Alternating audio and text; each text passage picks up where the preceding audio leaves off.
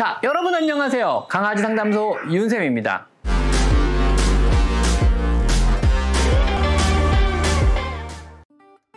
지난 시간에는요, 좋은 사료를 고르는 요령에 대해서 한번 말씀드려봤는데요. 사실 좀 뜬구름 잡는 식의 이야기이긴 합니다. 이게 완성된 사료를 보고 좋은 사료인지 혹은 나쁜 사료인지 사실 정확하게 알 방법이 없거든요. 완성된 핸드폰을 보고요, 어떤 기술력 혹은 어떤 조립 방법이 사용되었고 각각 부품이 어느 나라 제품인지 일반인이 알아보기 힘든 것과 같은 원리입니다. 그래서 우리는요, 핸드폰을 살 때 혹은 노트북을 살 때는요, 브랜드를 보고 사게 됩니다. 이전 시간에 제가요, 사료는 로켓 사이언스와 같이 생각보다 많은 시간과 자본이 투입되어 만들어진 것이란 말씀을 드렸습니다. 와우. 하지만 이런 것들을 사실 따지고 알기가 힘들다면요, 복잡하게 사료 뒷면에 표시된 그 안 보이는 이면의 여러 가지 사실들을 우리가 실제로 제대로 볼 수 없다면요, 사료 선택의 기준은 전적으로 브랜드에 의지할 수밖에 없습니다. 사실 사료 선택의 기준 중에 가장 중요하게 고려해야 될 사항이 아닐까 생각합니다. 왜냐하면요, 브랜드야말로 그 사료가 만들어지기까지 몇 년이 걸렸으며 얼마나 많은 자본이 투입되었으며 또 그 사료를 만드는 철학은 어떤 것이며 얼마나 많은 나라에서 얼마나 많은 양이 팔리며 안정성이 얼마나 오랫동안 검증되었으며 얼마나 오랜 기간 동안 문제를 안 일으켰는지를 바로 알 수 있는 바로미터이기 때문입니다. 그렇지 않은가요? 그래서 오늘은요, 사료에 대한 이야기 2부로 사료 브랜드에 대해서 한번 이야기를 나눠보도록 하겠습니다.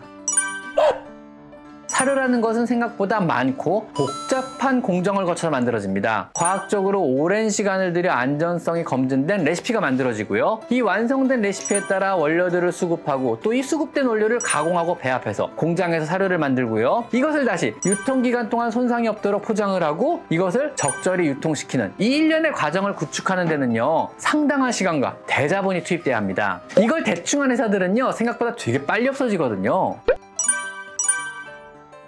각각의 단계들을요, 조금만 살펴보면은요, 먼저 레시피가 가장 중요합니다. 이 레시피란 것이요, 각각의 단백질 비율이나 꼭 필요한 필수 미령원소, 필수 아미노산들, 필수 지방산을 배합하고 오랜 기간 이 사료만 먹어도 건강에 이상이 없게 만드는 이런 일련의 과학적인 과정인데요. 사실 이것을 제대로 해내는 데는요, 생각보다 오랜 기간이 필요합니다. 또 영국의 월섬 연구소 같은 곳에서 강아지 혹은 고양이의 영양학을 50년 이상 연구하며 레시피를 연구하는 이유도, 또 퓨리나에서 5천여 명 이상의 수의사와 영양학자들이 140년에 걸쳐 동물 영양학을 연구하는 이유도 이와 같은 맥락입니다. 그래서 지금도 로얄캐닌이나 힐스 혹은 퓨리나 같은 큰 브랜드 회사조차도요, 해마다 조금씩 레시피를 바꾸며 개선을 하고 있는 겁니다. 한 생명체가요, 오랜 기간 동안 한 가지 사료만 먹어서 건강을 유지한다는 거는요, 생각보다 어려운 일일 수 있습니다. 만약 내가요, 화성에 가게 되고 한 가지 음식만 먹으며 수년 혹은 수십 년을 견뎌야 한다면요, 저는 아마 맥도날드의 빅맥을 선택할 것 같습니다. 과학적으로 하루 필요한 칼로리가 균형적으로 잘 들어가 있고요, 영양소나 비타민이 골고루 든 인간 사료에 가장 가까운 음식이 빅맥이 아닐까 저는 생각합니다. 사실 빅맥이라는 햄버거는요, 엄청난 자본이 투입되어 영양학적 연구를 통해 만들어진 생각보다 굉장히 과학적인 음식이거든요.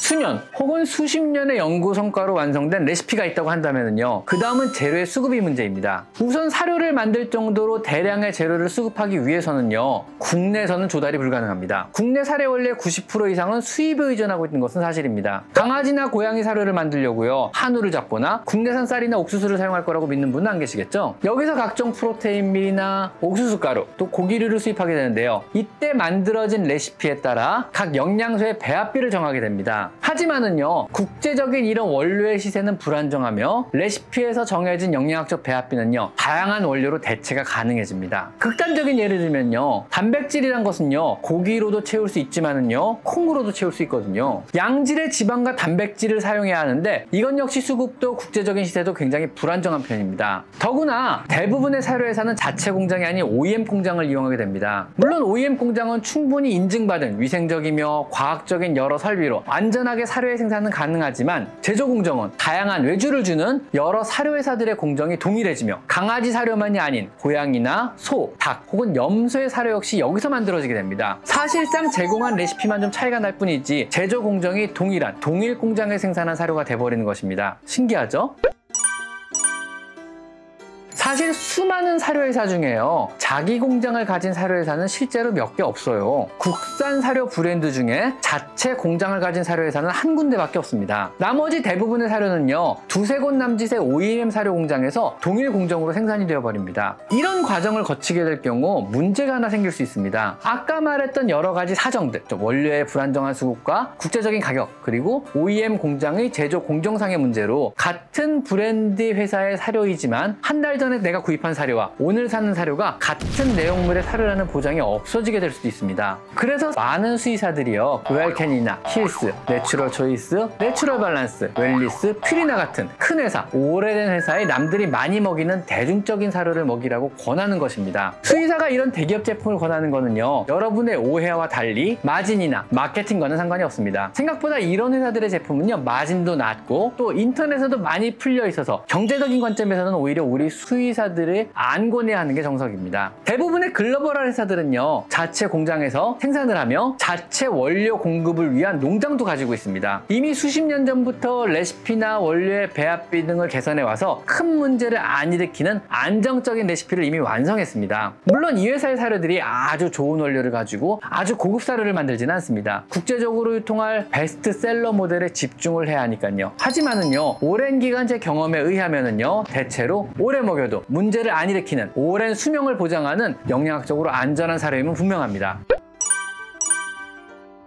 우리가 전자제품을 잘 모르면은요, 삼성이나 LG 혹은 애플 같은 브랜드가 선택 기준이 되는 것처럼 브랜드 역시 사료 선택이 굉장히 중요한 기준이라는 거 오늘 꼭 기억하셨으면 좋겠습니다. 오늘은요, 사료의 브랜드에 대해서 한번 알아봤습니다. 자, 오늘은 여기까지 강아지 상담소 윤쌤입니다. 감사합니다.